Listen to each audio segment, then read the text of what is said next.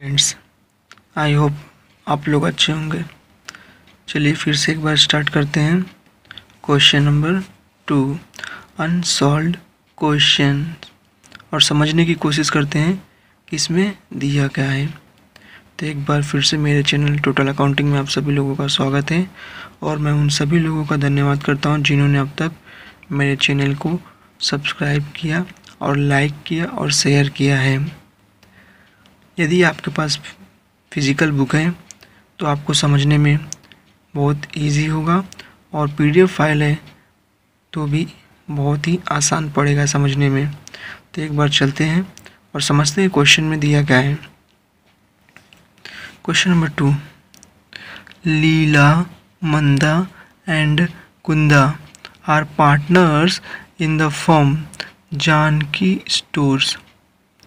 लीला, मंदा और कुंदा ये 3 पार्टनर्स हैं, और ये 3 पार्टनर्स जानकी स्टोर्स में के फॉर्म में पार्टनर्स हैं। Sharing profits and losses in the ratio of 3:2:1 respectively means, अब यहाँ पे देखते हैं, sharing profits and losses in the ratio 3:2:1 respectively, मतलब कि जो 3 रेशियो है, जो 3 है वो लीला का है, जो 2 है वो मंदा का है, और जो 1 है वो कुंदा का है। रिस्पेक्टिवली मीन्स, तो सबसे पहले हम इसे अंडरलाइन कर देंगे क्योंकि हमारे लिए बहुत ही इंपॉर्टेंट इन्फॉर्मेशन है।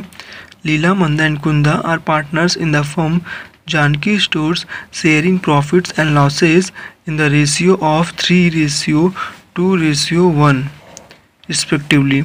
On 31st March 2018, they decided to dissolve the firm when their balance sheet was as under. क्या दिया है कि on 31st March 2018 लीला, मंदा और कुंदा ये तीनों पार्टनर्स ने आपस में डिसाइड किया 31 मार्च 2018 को कि पार्टनरशिप फर्म को डिसॉल्व करना है। और यह जब पार्टनर्स अपनी सहमति से पार्टनरशिप फर्म को डिसॉल्व करते हैं तो वह simple dissolution of partnership firm कहलाता है। Dissolution means dissolve means wind up, close करना, बिजनेस को बंद करना, शटर डाउन करना। बैलेंस शीट दिया हुआ है नीचे, चलो देख लेते हैं फिर। Balance sheets as on 31 March 2018। Balance sheet कब का है? 31 मार्च 2018। बैलेंस शीट्स होता क्या है?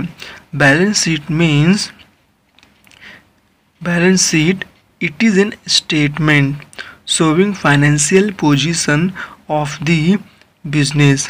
It includes assets and liabilities of the business. Liabilities, assets always shows debit balance and liabilities always shows credit balance. Balance sheet as on, balance sheet as on क्यों दिया है, accounts क्यों नहीं दिया? क्योंकि बैलेंस शीट एक statement है, इसलिए उसके आगे लिखा जाता है as on. Balance sheets as on 31 March 2018। तो बैलेंस शीट के लायबिलिटीज साइड आ जाते हैं। लायबिलिटीज साइड दिया हुआ है, liabilities always shows credit balance, तो उसके ऊपर लिख लेंगे क्रेडिट ताकि हमें समझने में और आसानी हो। और असेट्स के ऊपर लिख लेंगे डेबिट, क्योंकि assets always shows debit balance, liabilities always shows credit balance. तो सबसे पहले लायबिलिटी साइड देख लेते हैं। क्रेडिटर्स आउटसाइडर्स लायबिलिटी है, कितना दिया है? 28,800। बिल्स पेबल आउटसाइडर्स लायबिलिटी है, कितना दिया है? 21,600। कैपिटल अकाउंट्स, क्रेडिटर्स और बिल्स पेबल कहाँ जाएगा? क्रेडिटर्स और बिल्स पेबल हमारे लिए क्या है? आउटसाइडर्स लायबिलिटी है, तो रियलाइजेशन अकाउंट के क्रेडिट साइड जाएगा। क्यों क्रेडिट साइड? क्योंकि liability always shows credit balance, तो रियलाइजेशन अकाउंट के क्रेडिट साइड जाएंगे और लिखेंगे बाय सन्ड्री लायबिलिटीज़ अकाउंट, फिर एक एक लायबिलिटी का नाम लिखेंगे, इनर कॉलम में टोटल करेंगे और लिख देंगे आउटर कॉलम में उसका total. Capital account, capital accounts partners के कैपिटल अकाउंट में जाएगा और पार्टनर्स के कैपिटल अकाउंट के लिए क्या रहेगा, ओपनिंग बैलेंस। लीला का कितना 2,27,160, मंदा का कितना 1,44,000 एंड कुंदा का कितना 1,08,000। बैलेंस शीट के क्रेडिट साइड का हमने पोस्टिंग ऐसे ही करना है। अब आ जाते हैं असेट साइड। फिलहाल अभी आप लोगों को टेंशन लेने की ज़रूरत नहीं है क्योंकि मैं इस समय आप लोग को क्वेश्चंस एक्सप्लेन कर रहा हूँ, तो कॉन्सेप्ट क्लियर होना ज़रूरी है। यदि आपको फिर भी ना समझ में आए तो आप क्रेडिटर्स और बिल्स पेबल के सामने लिख सकते हैं realisation account credit side, R लिखेंगे, आर ए शॉर्ट फॉर्म में आर ए रियलाइजेशन अकाउंट और क्रेडिट का सिंबल लगाएंगे। कैपिटल अकाउंट के सामने डायरेक्ट आप लिखेंगे पार्टनर्स कैपिटल अकाउंट पीसी लिखेंगे और लिखेंगे क्रेडिट साइड, या फिर लिखेंगे partners capital account by balance brought down. Assets always shows debit balance. Building 1,02,000 rupees. Machinery 73,000 rupees. Motor car 1,67,600. Goodwill 45,600. Investment 62,400. Debtors 30,600. Stock 45,000। Building से लेके स्टॉक तक हमारे लिए क्या है, सब असेट्स हैं और असेट्स का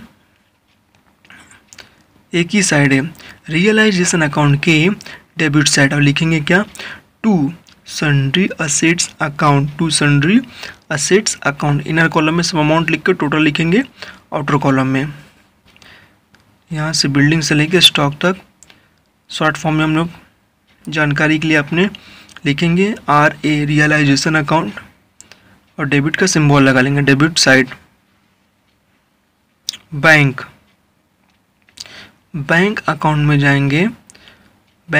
जाएंगे और लिखेंगे टू बैलेंस ब्रॉट डाउन, क्योंकि बैंक अकाउंट के डेबिट में आएगा। डेबिट साइड हम लोग हमेशा 2 लगाते हैं और क्रेडिट साइड बाय लगाते हैं। ये तो हमें पता ही है क्योंकि हमने इसके पहले डिस्कस किया हुआ है इसके बारे में। तो बैंक अकाउंट का ओपनिंग बैलेंस कितना है 3,360। मतलब हमें बैलेंस शीट के कंटेंट को देखते हुए यह समझना है कि कौन कौन सा अकाउंट प्रिपेयर करना है। तो कौन कौन सा अकाउंट प्रिपेयर करना है, रियलाइजेशन अकाउंट प्रिपेयर करना है, पार्टनर्स कैपिटल अकाउंट प्रिपेयर करना है और बैंक अकाउंट प्रिपेयर करना है। ये 3 अकाउंट प्रिपेयर करना हमारे लिए कंपलसरी है डिसोल्यूशन ऑफ पार्टनरशिप फर्म के लिए। तो एक बार एडजस्टमेंट्स को समझने की कोशिश करते हैं। Leela agree to take over the building at ₹1,23,600। यहाँ पर क्या कह रहा है कि लीला ने अपना सहमति दिखाया और उसने कहा कि बिल्डिंग को उसने ले लिया। बिल्डिंग को टेक ओवर किया किसने, लीला ने। बिल्डिंग को लीला ने क्या अपने पास ही रखा। कितने रुपए में, 1,23,600। अब बहुत सारे बच्चे क्या सोचेंगे कि सर बैलेंस शीट का अमाउंट और एडजस्टमेंट्स का अमाउंट मैच नहीं खा रहा है। तो यहाँ पे ऐसी कोई बात नहीं, अगर नहीं मैच खाएगा तो ये कंपलसरी नहीं है कि मैच खाना चाहिए। हमें सिर्फ एडजस्टमेंट्स का करना है। जैसे कि हम जानते हैं कि बैलेंस शीट के जो क्वेश्चन में क्या क्या दिया रहता है हम जानते ही हैं। एक बार फिर से मैं आप लोग को याद दिलाने के लिए रिमाइंड कर देता हूँ कि बैलेंस शीट की 1 इफेक्ट होता है और एडजस्टमेंट्स का 2 इफेक्ट्स होता है। क्वेश्चन में हमें बैलेंस शीट दिया रहेगा और एडजस्टमेंट्स दिया रहेगा। बैलेंस शीट के जो हम लोग सबसे पहले क्या करेंगे, पोस्टिंग करेंगे और पोस्टिंग का 1 इफेक्ट आएगा बैलेंस शीट का। फिर एडजस्टमेंट्स का पोस्टिंग करेंगे जिसका 2 इफेक्ट्स आता है। उसके बाद हम क्या करते हैं, टोटल करते हैं। तो realisation Leela agree to take over the building at rupees 1,23,600। Leela ने क्या किया, टेक ओवर किया, मतलब बिल्डिंग को अपने पास ही रखा, कितने में, 1,23,600 रुपीज़ में, 1,23,600। तो असेट्स बिजनेस में आया या गया, बिजनेस से असेट्स गया, तो रियलाइजेशन अकाउंट के क्रेडिट साइड आएगा, रियलाइजेशन अकाउंट के क्रेडिट साइड, और पार्टनर्स के कैपिटल अकाउंट के डेबिट साइड आएगा। क्यों डेबिट साइड, क्योंकि लीला ने टेक ओवर किया एसेट्स को। तो लीला के कॉलम में 1,23,600 अपोजिट अकाउंट लिखेंगे। बाय रियलाइजेशन अकाउंट, इसकी जर्नल एंट्री क्या बनेगी, जर्नल एंट्री बनेगी Leela capital account debit 1,23,600 to realisation account 1,23,600।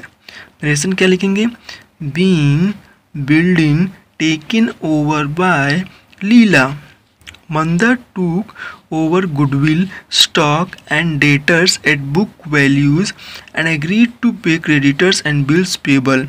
दूसरा एडजस्टमेंट्स क्या कह रहा है कि मंदा ने क्या ले लिया, टूक ओवर, अब क्या लेके अपने पास रख लिया, goodwill, stock and debtors at book values. Book values का मतलब कि बैलेंस शीट में जो असेट्स का अमाउंट जितना दिया है उतना ही, बुक वैल्यू मतलब जो बैलेंस शीट में अमाउंट दिया है असेट्स का वही वैल्यू। तो गुडविल और स्टॉक एंड डेटर्स को जो बैलेंस शीट में अमाउंट दिया है उतने में मंदा ने क्या किया, असेट्स को अपने पास रख लिया। और मंदा ने यह भी एग्री किया कि क्रेडिटर्स और बिल्स पेबल यह दो हमारे लिए आउटसाइडर्स लायबिलिटी है, ये दोनों लायबिलिटी को मंदा पे करेगी। तो सबसे पहले इसकी एंट्री पास करेंगे, असेट्स बिजनेस से गया, तो रियलाइजेशन अकाउंट क्रेडिट हो जाएगा, किसके पास गया, मंदा, तो मंदा कैपिटल अकाउंट डेबिट हो जाएगा।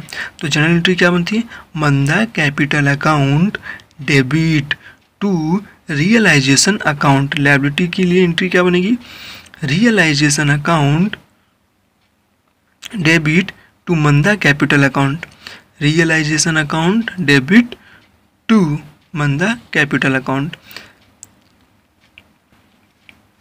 इसकी नरेशन क्या होगा, जब असेट्स को टेक ओवर किया मंदा ने तो उसकी जनरल एंट्री का नरेशन होगा, goodwill, stock and debtors taken over by Manda. Liability की जनरल एंट्री क्या पास होगी, मंदा ने जो पे किया है, being creditors and bills payable paid by Manda, paid by Manda. Motor car and machinery realised rupees 1,51,080 and rupees 31,680 respectively. अब तीसरे एडजस्टमेंट में क्या कह रहा है कि मोटर कार और मशीनरी ये जो असेट्स हैं उसको क्या किया, रियलाइज्ड किया, मतलब सोल्ड आउट किया, मतलब हमने बेच दिया, कितने में, रुपीज़ 1,51,080 में और रुपीज़ 31,680 में रिस्पेक्टिवली। रिस्पेक्टिवली मीन्स, जो रिस्पेक्टिवली मीन्स होता है जो पहला अमाउंट दिया वो पहले असेट्स का है और जो दूसरा अमाउंट दिया वो दूसरे असेट्स का है। समझे अभी यहाँ पे हमारा एक ही मकसद है, सबसे पहले कॉन्सेप्ट क्लियर होना चाहिए प्रश्न में दिया क्या है, उसके बाद हम सॉल्यूशन अपने आप भी कर सकते हैं, लेकिन सॉल्यूशन हम आगे देखते हैं। तो इसकी जनरल एंट्री क्या पास होगी, रियलाइजेशन अकाउंट क्रेडिट हो जाएगा। क्यों, क्योंकि एसेट्स बेच दिया हमने, एसेट्स गया बिजनेस से, रियलाइजेशन अकाउंट क्रेडिट। तो बिजनेस के पास क्या आया, बैंक में पैसा आया, तो bank account debit, bank account debit to realisation account, यह इसकी जनरल एंट्री हो जाएगी। नरेशन क्या लिखेंगे, being motor car and machinery realised, इसका नरेशन हो गया। अब अगला एडजस्टमेंट्स देख लेते हैं। Investments were taken by Kunda at an agreed value of rupees 55,040, realisation expenses amounted rupees 6,800। सबसे पहले सेकेंड लास्ट देख लेते हैं। इन्वेस्टमेंट्स को किसने टेक ओवर कर लिया, ले लिया, कुंदा ने। तो इन्वेस्टमेंट्स क्या एसेट्स गया, तो रियलाइजेशन अकाउंट क्रेडिट किसके पास गया, Kunda, Kunda capital account debit. तो जनरल एंट्री क्या पास होगी, Kunda capital account debit, Kunda capital account debit to realisation account. Narration क्या लिखेंगे, being investments taken over by Kunda. अब लास्ट, एकदम लास्ट में और मोस्ट इम्पॉर्टेंट, एक एडजस्टमेंट हमेशा आपको कॉमन मिलेगा, रियलाइजेशन एक्सपेंसेस। यह एडजस्टमेंट सभी क्वेश्चन में आपको मिलेंगे ही मिलेंगे। रियलाइजेशन एक्सपेंस, डिसोल्यूशन एक्सपेंस, ये जो दिया हुआ है एडजस्टमेंट्स, ये बहुत ही इंपॉर्टेंट और बहुत ही कॉमन है। ये सभी प्रश्न में आने वाला है, तो हम लोग पहले से ही समझ लेते हैं। रियलाइजेशन एक्सपेंस का मतलब क्या होता है, जब बिजनेस वाइंड अप होता है तो हम उसकी लायबिलिटी को पे करने के लिए बिजनेस के सभी एसेट्स को बेचना पड़ता है हमें, तो उसे कहते हैं रियलाइजेशन एक्सपेंसेस। कितना अमाउंट, ₹6,800। तो रियलाइजेशन एक्सपेंस कहाँ पे आएगा, जाहिर से उसके नाम से पता चल रहा है, रियलाइजेशन अकाउंट के डेबिट साइड, क्योंकि रियलाइजेशन अकाउंट प्रिपेयर किया तो रियलाइजेशन अकाउंट में आएगा। एक्सपेंस है तो debit, nominal account as per golden rules of nominal account, debit all expenses and losses, credit all incomes and gains. तो कहाँ आएगा, रियलाइजेशन अकाउंट के डेबिट साइड। किसके माध्यम से पे करेंगे, बैंक, तो बैंक अकाउंट क्या हो जाएगा, क्रेडिट टू बैंक अकाउंट। तो जनरल एंट्री क्या पास होगी, realisation account debit to bank account, amount ₹6,800, debit में भी क्रेडिट में भी। नरेशन क्या लिखेंगे, बीइंग रियलाइजेशन एक्सपेंसेस पेड। अब हम देख लेते हैं हमें क्या बोल रहा है प्रिपेयर करने के लिए इस क्वेश्चन में। Pass necessary entries in the books of Janaki stores, मतलब हमें यहाँ पर जर्नल एंट्री पास करना है। जर्नल एंट्री, अब तक हम क्या प्रिपेयर कर रहे थे, अब तक हम प्रिपेयर कर रहे थे कि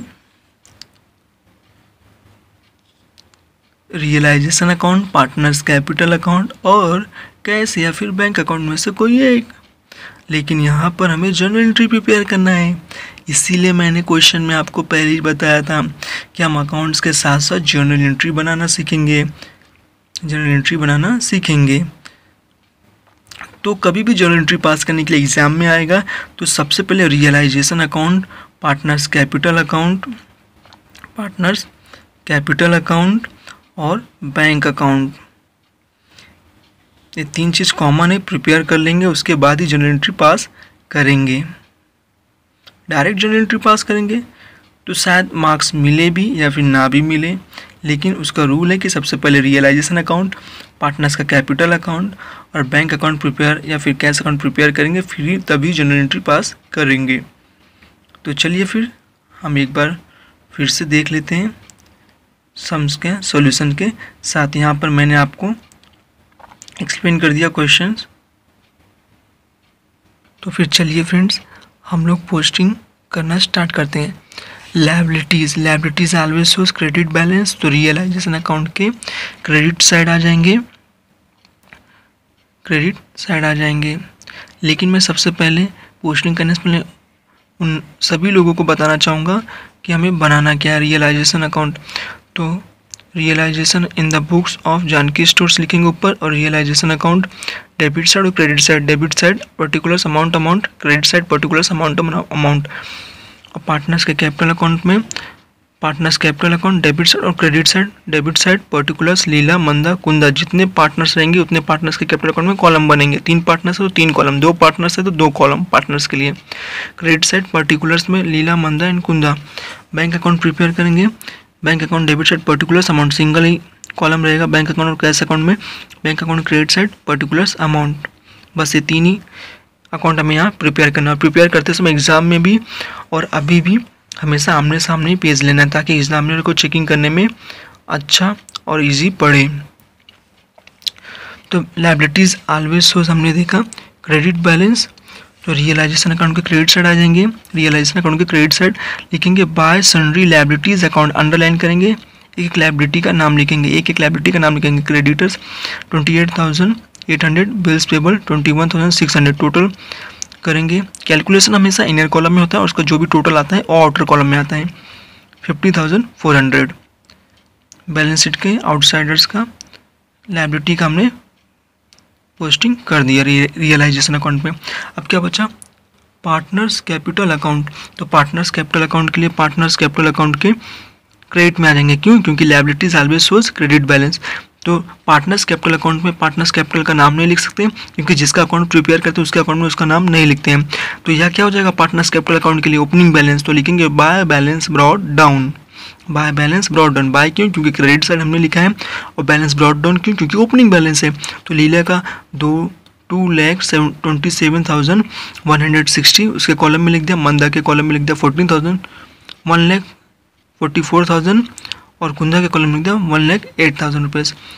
हमने कैपिटल अकाउंट का भी पोस्टिंग कर दिया। अब आ जाते हैं असेट साइड।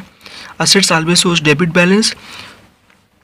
तो रियलाइजेशन अकाउंट के डेबिट साइड आ जाएंगे, लिखेंगे to sundry assets account, underline करेंगे, एक एक असेट्स का नाम लिखेंगे। Building 1,02,000, machinery 73,000, motor car 1,67,600, goodwill 45,600, investment 62,400, debtors 30,600, stock 45,000।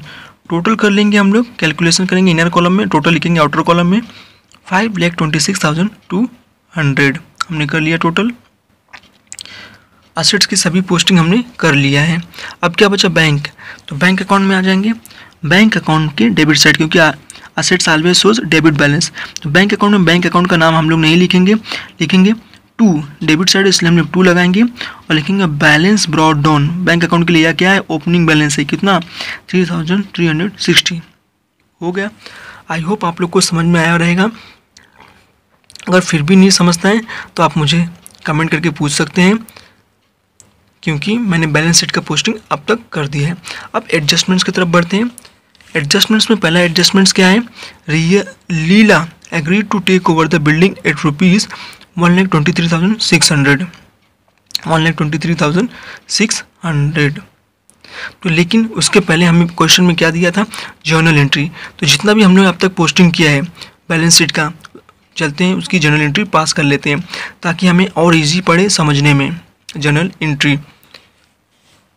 तो आ जाते हैं हम लोग जर्नल एंट्री में। जर्नल एंट्री का आई होप आप लोग को फॉर्मेट पता होगा, नहीं पता है तो फिर भी मैं एक बार आप लोग को एक्सप्लेन कर देता हूँ।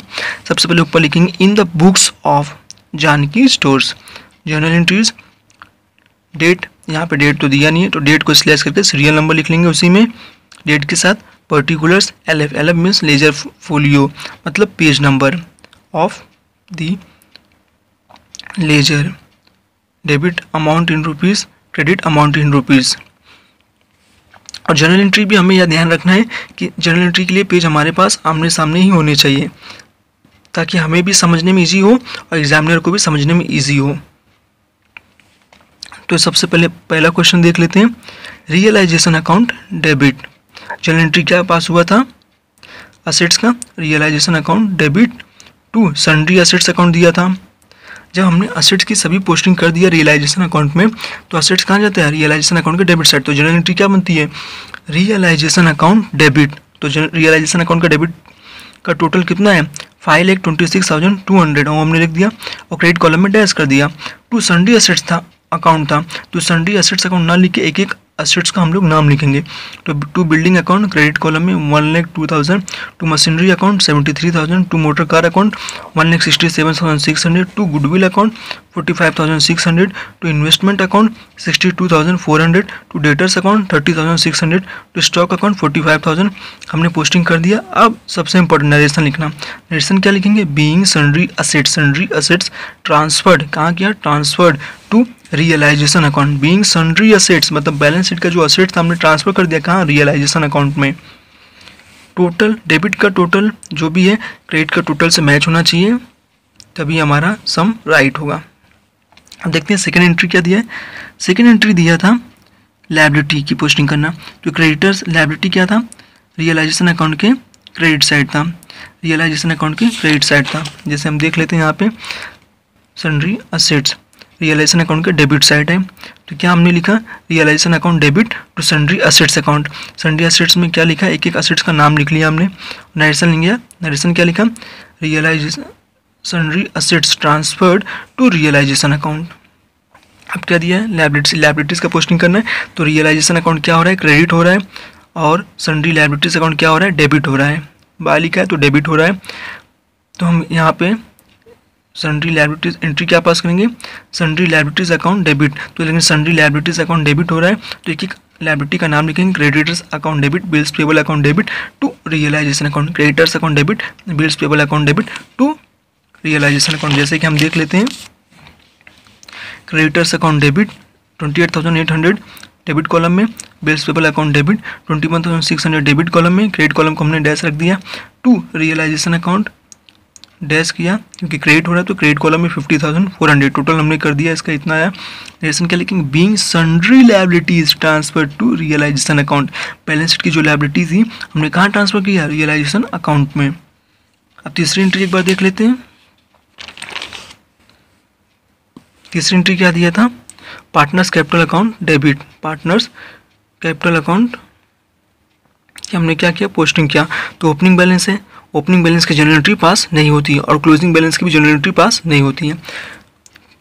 बैंक अकाउंट में आते हैं, बैंक अकाउंट के लिए भी ओपनिंग बैलेंस था, तो ओपनिंग बैलेंस की जनरल एंट्री पास नहीं होती है और क्लोजिंग बैलेंस की भी जनरल एंट्री पास नहीं होती है। आई होप आप लोग ने बैलेंस शीट का पोस्टिंग और उसका जनरल एंट्री समझ लिया होगा। तो नेक्स्ट लेक्चर में एक छोटा सा वीडियो बनाऊंगा मैं एडजस्टमेंट्स के ऊपर।